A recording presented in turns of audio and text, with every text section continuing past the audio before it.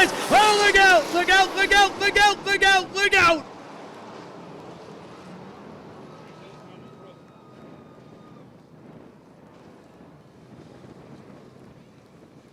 Josh Thiering was your leader. He got wiggly on his own in the second corner. And as he came back to and kind of got pointed towards the wall, Trevor Robinson found the back end of Thiering and sent him to the wall.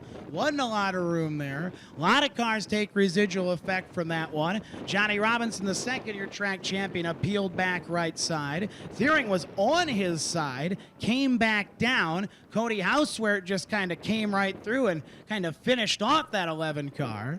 And another red flag here in the Sportsman race with a big incident. It was a big enough wiggle for Thiering anyway. And then as he came back, and that was a tough spot for all those guys, and Robinson just kind of got into him. You know, you're in a tough spot there and sent him sideways. And then, boy, those cars from fifth on back just came charging in, and that's a bad spot for Thiering to be in that case. And Housewert finished him off.